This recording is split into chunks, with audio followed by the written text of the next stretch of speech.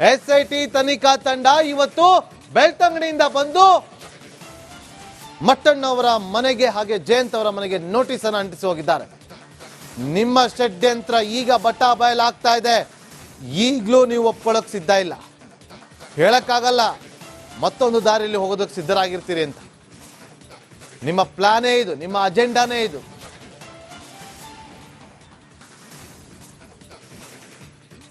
ನಿಮ್ಮ ನಾಟಕಗಳು ಎಲ್ಲವೂ ಕೂಡ ಬಟಾ ಬಯಲಾಗಿದೆ.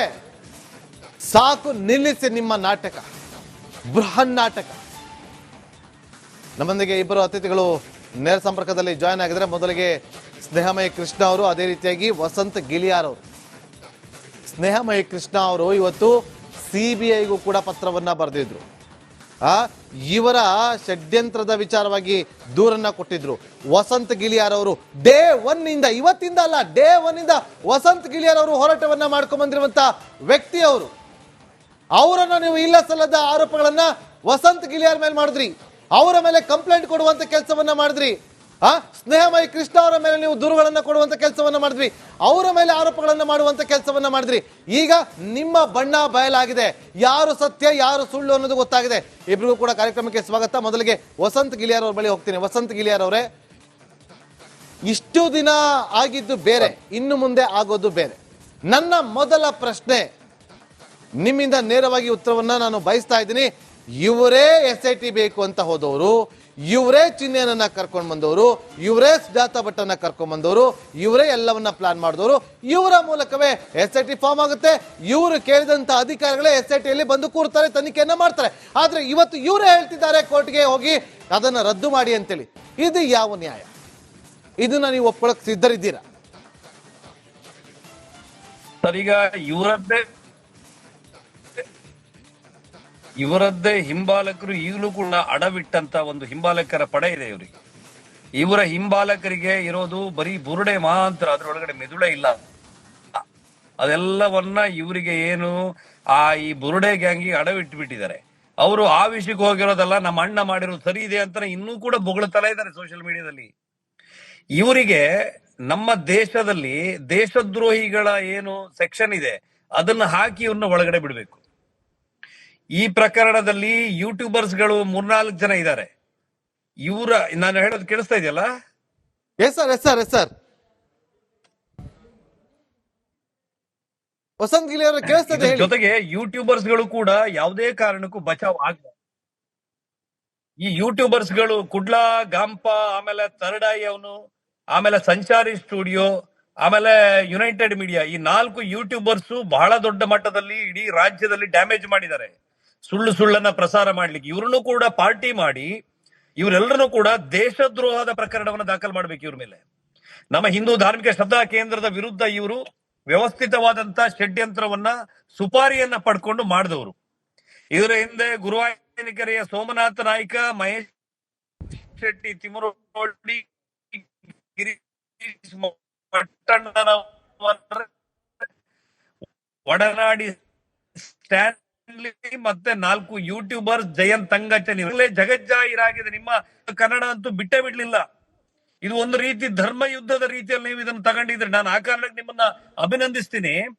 ಬಹಳ ವಿಶೇಷವಾಗಿ ವರದಿಗಳನ್ನ ಮಾಡಿದಿರಿ. ಮತ್ತೆ ಯಾವ ರಿಪೋರ್ಟ್ ಎಲ್ಲಿ ಸಿಕ್ಕಿಲ್ಲ ಅಂದ್ರೂ ಕೂಡ ರಿಪಬ್ಲಿಕ್ ಕನ್ನಡದಲ್ಲಿ ಸಿಗ್ತಾ ಇತ್ತು ಅನ್ನೋ ರೀತಿಯಲ್ಲಿ ಎಕ್ಸ್ಕ್ಲೂಸಿವ್ ಸ್ಟೋರಿಗಳನ್ನ ನೋಡಿತಾ ಇದ್ದೀರಿ. ನಾಳೆ ಏನು ಈ ಹಿಂದೆ SIT ತನಿಖೆ ಮಾಡ್ಲಿಕ್ಕೆ ಬರೋದಕ್ಕಿಂತ ಮೊದಲು ನಮ್ಮ ಅರುಣ್ ಕುಮಾರ್ ಅವರು, ದಕ್ಷಿಣ ಕನ್ನಡ ಜಿಲ್ಲೆಯ SP, ಇದನ್ನ ತನಿಖೆಯಾಗಿ ಕೈಗೆತ್ಕೊಂಡು ಬಂಪರು ಪರೀಕ್ಷೆಗೆ ಒಳಪಡಿಸಬೇಕು ಚಿನ್ನಯ್ಯನ ಅಂತ ಹೇಳಿ ಅರ್ಜಿಯನ್ನ ಹಾಕೊಂಡಾಗ ಇವರೇ ಮೇಲ್ ಬಿದ್ದು ಪ್ರಭಾವವನ್ನ ಬೀರಿ ರಾತ್ರೋರಾತ್ರಿ SIT ರಚನೆ ಆಗುವಾಗ ನೋಡ್ಕೊಂಡವರು. ಆ ನಂತರ 100 ಬುರುಡೆ ಇದೆ ಅನ್ನೋದ್ರಿಂದ ಹಿಡಿದು 1000 ಬುರುಡೆ ಅನ್ನೋ ತನಕ AI ವಿಡಿಯೋ ಮೂಲಕ ರಾಶಿ ಬುರುಡೆಗಳು ಬಿದ್ದಿರುವಂತ ವಿಡಿಯೋಗಳನ್ನು ಮಾಡಿಬಿಟ್ರು. ಈಗ ಇವರೇ ಯಾವ ಮುಖ ಇಟ್ಟುಕೊಂಡು ಹೈಕೋರ್ಟ್ಗೆ ಸ್ಕ್ವಾಶ್ ಮಾಡಕ್ಕೆ ಈ ಪ್ರಕರಣದ ರದ್ದತಿಗೆ ಹೋಗಿದ್ದಾರೆ ಅನ್ನೋದು ನನ್ನ ಪ್ರಶ್ನೆ. ಅಂದ್ರೆ ಇವರ ಬುಡಕ್ಕೆ ಈಗ ಬಿಸಿನೀರು ಬಂದಿದೆ. ಒಂದು ಕಡೆ ಕೋರ್ಟ್ ನಲ್ಲಿ SIT ಯಲ್ಲಿ ಏನು ತೀರ್ಪು ಬಂದ್ರು ಇವರು ಒಪ್ಪಲ್ಲ ಅನ್ನೋ ಪರಿಸ್ಥಿತಿಯಲ್ಲಿ ಈಗ ಇದ್ದಾರೆ. ಇವರ ಪರವಾಗಿ ಬಂದ್ರೆ ಮಾತ್ರ ಅದು ಸುಪ್ರೀಂ ಕೋರ್ಟ್ ಇರ್ಲಿ. ನಾನೊಂದು ಹೇಳ್ತೀನಿ, ಸುಪ್ರೀಂ ಕೋರ್ಟ್ ನ ಅಷ್ಟು ನ್ಯಾಯಮೂರ್ತಿಗಳನ್ನ ಒಂದು ಪೀಠ ಮಾಡೋಣ. ತನಿಖೆ ಮಾಡೋಣ. ತನಿಖೆ ಮಾಡಿ ಅವರು ಸರಿ ಕಂಡಂತ ಒಂದು ತೀರ್ಪನ್ನ ಕೊಟ್ರು ಅಂತ ಇಟ್ಕೊಳ್ಳಿ, ಅದು ಇವರಿಗೆ ಸರಿಯಾಗಿ ಬಂದಿಲ್ಲ ಅಂತ ಹೇಳಿದ್ರೆ ಇವ್ರು ಅದನ್ನು ಕೂಡ ಒಪ್ಪೋದಿಲ್ಲ. ನಾಳೆ ಇವರ ಅಪ್ಪ ಹೇಳಿದ್ರು ಒಪ್ಪೋದಿಲ್ಲ, ಖುದ್ದು ಸೌಜನ್ಯ ಹುಟ್ಟು ಬಂದು ಹೇಳಿದ್ರು ಒಪ್ಪೋದಿಲ್ಲ. ಇವರಿಗೆ ಬೇಕಿರುವುದು ಸೌಜನ್ಯ ಅಥವಾ ಬೇರೆ ಯಾವ್ದು ಪ್ರಕರಣಕ್ಕೆ ನ್ಯಾಯ ಅಲ್ಲ ಸ್ವಾಮಿ. ಇವ್ರು ಮಾಡ್ಬೇಕಿರೋದು ಧರ್ಮಸ್ಥಳವನ್ನ ಡ್ಯಾಮೇಜ್. ಇದು ಒಂದು ಟೆಂಪಲ್ ಟೆರರಿಸಂನ ಭಾಗ. ಇದು ಧರ್ಮಸ್ಥಳ ಎನ್ನುವಂತ ಶ್ರದ್ಧಾ ಕೇಂದ್ರವನ್ನ ಡ್ಯಾಮೇಜ್ ಮಾಡ್ತಾ ಇದ್ದಾರಲ್ಲ, ಇದು ಟೆಂಪಲ್ ಟೆರರಿಸಂನ ಭಾಗ. ಇವರೆಲ್ಲರಿಗೂ ಕೂಡ ಕೋಟಿಗಟ್ಟಲೆ ಹಣ ಬಂದಿದೆ.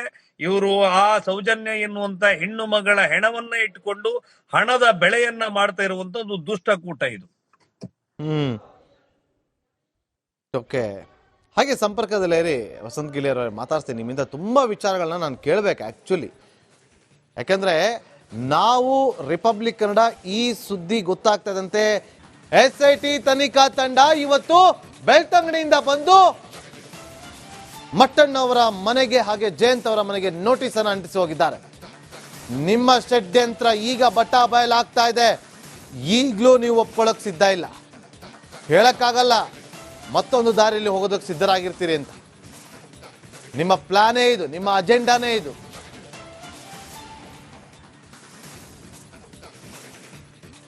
ನಿಮ್ಮ ನಾಟಕಗಳು ಎಲ್ಲವೂ ಕೂಡ ಬಟಾ ಬಯಲಾಗಿದೆ.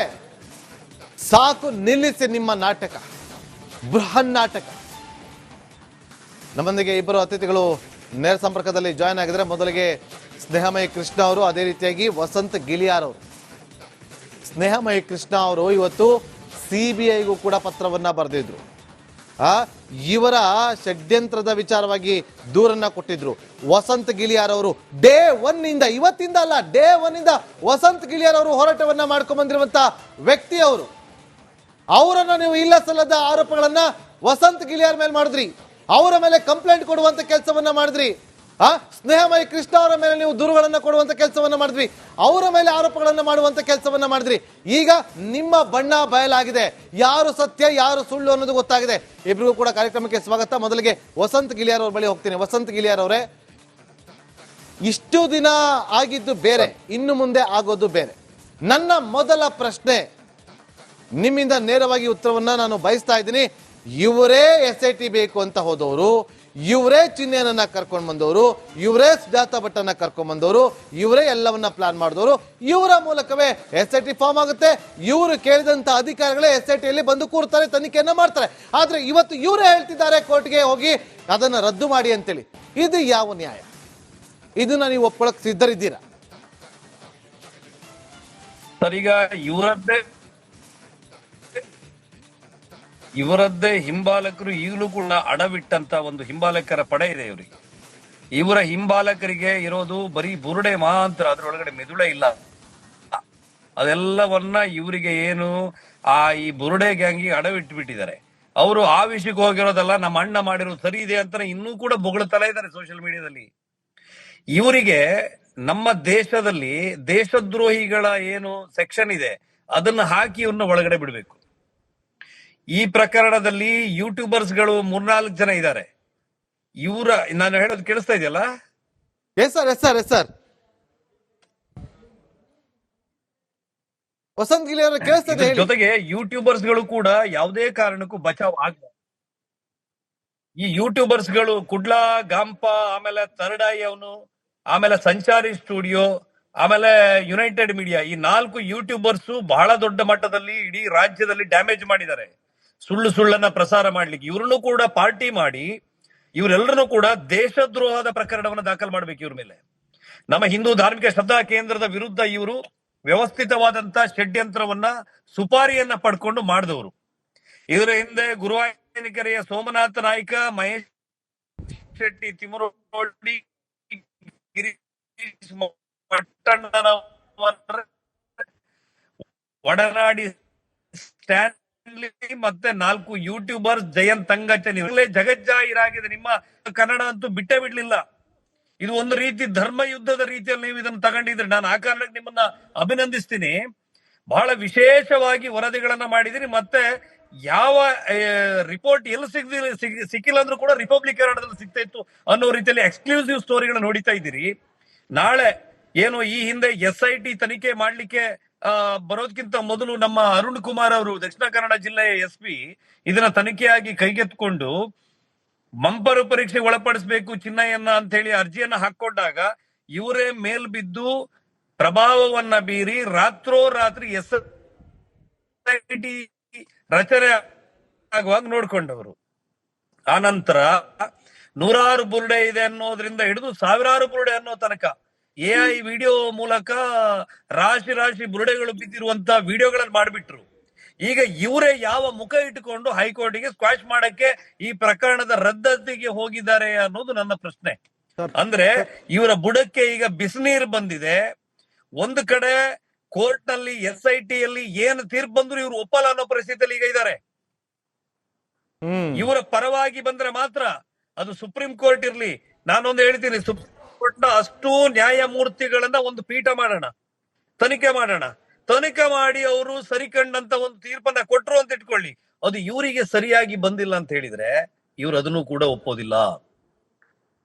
ನಾಳೆ ಇವರ ಅಪ್ಪ ಹೇಳಿದ್ರು ಒಪ್ಪೋದಿಲ್ಲ, ಖುದ್ದು ಸೌಜನ್ಯ ಹುಟ್ಟು ಬಂದು ಹೇಳಿದ್ರು ಒಪ್ಪೋದಿಲ್ಲ.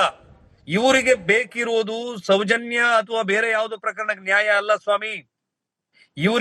ಇವ್ರು ಮಾಡ್ಬೇಕಿರೋದು ಧರ್ಮಸ್ಥಳವನ್ನ ಡ್ಯಾಮೇಜ್. ಇದು ಒಂದು ಟೆಂಪಲ್ ಟೆರರಿಸಂ ನ ಭಾಗ. ಇದು ಧರ್ಮಸ್ಥಳ ಎನ್ನುವಂತ ಶ್ರದ್ಧಾ ಕೇಂದ್ರವನ್ನ ಡ್ಯಾಮೇಜ್ ಮಾಡ್ತಾ ಇದ್ದಾರಲ್ಲ, ಇದು ಟೆಂಪಲ್ ಟೆರರಿಸಂ ನ ಭಾಗ. ಇವರೆಲ್ಲರಿಗೂ ಕೂಡ ಕೋಟಿಗಟ್ಟಲೆ ಹಣ ಬಂದಿದೆ. ಇವರು ಆ ಸೌಜನ್ಯ ಎನ್ನುವಂತ ಹೆಣ್ಣು ಮಗಳ ಹೆಣವನ್ನ ಇಟ್ಟುಕೊಂಡು ಹಣದ ಬೆಳೆಯನ್ನ ಮಾಡ್ತಾ ಇರುವಂತ ಒಂದು ದುಷ್ಟಕೂಟ ಇದು. ಓಕೆ, ಹಾಗೆ ಸಂಪರ್ಕದಲ್ಲೇ ವಸಂತ್ ಗಿಳಿಯರ್ ಮಾತಾಡ್ತೀನಿ. ನಿಮ್ಮಿಂದ ತುಂಬಾ ವಿಚಾರಗಳನ್ನ ನಾನು ಕೇಳಬೇಕು ಆಕ್ಚುಲಿ. ಯಾಕಂದ್ರೆ ನಾವು ರಿಪಬ್ಲಿಕ್ ಕನ್ನಡ ಈ ಸುದ್ದಿ ಗೊತ್ತಾಗ್ತದಂತೆ